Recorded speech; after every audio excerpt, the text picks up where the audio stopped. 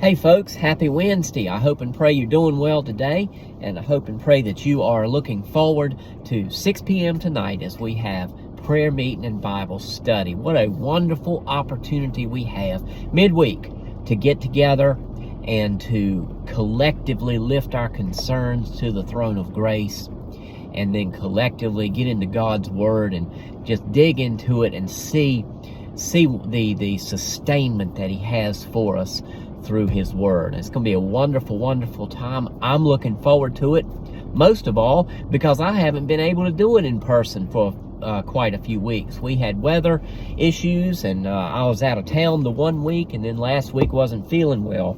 But certainly looking forward to getting together tonight for prayer and Bible study. And today in the Bible app was Jonah chapter 1 and verse number 17. Now, you all know that I do not hold Jonah in very high regard when it comes to faith, when it comes to obedience, and all of those kind of things. I heard a comedian one time say that he was talking about somebody that was on a plane, and as the plane took off, the guy was reading his Bible, and the guy sitting next to him kind of questioned his belief in the Bible, and he said, I believe it, I'm reading it, God said it, and that settles it.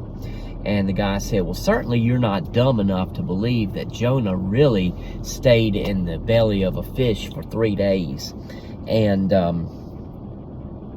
the guy said, well, when I get to heaven, I'm going to ask Jonah about it. And the guy said, what if Jonah ain't in heaven? And I don't know, okay? I don't know if Jonah's in heaven or not, but I do know that I do not personally hold him in high regard as a story of redemption. That's for certain right there. Y'all remember when we studied the book of Jonah some time ago, I pointed out why I felt like he's not really a great example to point to when it comes to the idea of redemption. But that's neither here nor there. There's something that I want to point out in this verse, and I want to apply it to our everyday life. In Jonah chapter number 1, verse number 17, let me set the stage for you. We all know what has happened in chapter 1. The word of the Lord has come to Jonah. Jonah, you need to go and preach to Nineveh because I'm going to destroy them. Basically, what's God saying? He's saying, I'm going to destroy them, but I don't want to destroy them. I want you to go and preach redemption to them so that my anger against them may be assuaged. That's a fancy term. It means taken away. And you remember the story. Instead of doing what he was told to do, Jonah tried to flee. I say tried to because you're not going to flee from the presence of God. Jonah got on this ship that was leaving, and he said, I'll get down into the bowels of the ship and God won't find me. And then you know what happens. The great windstorm comes up, and the mariners, they think they're going to die, and it finally comes to the point where Jonah realizes he's the reason behind this, and he says, throw me overboard. And they throw him overboard. And then we see verse number 17, the final verse in Jonah chapter number 1. It says, now, I want you to listen to my emphasis here. Now the Lord had prepared a great fish to swallow Jonah. Think about that. We've read this before, and we know it to be there, but how often do we take for granted the fact that God had prepared that? It wasn't an issue of Jonah had just been thrown overboard and this fish swallowed him. God had prepared for this fish to swallow him.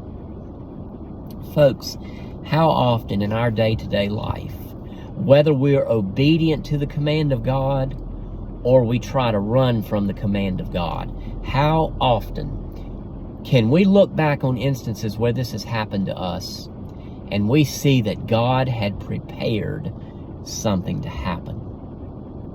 I got an interesting story on that one right there. It doesn't have anything to do with fleeing from God's command or anything like that. But it really shows that God prepares the way for us.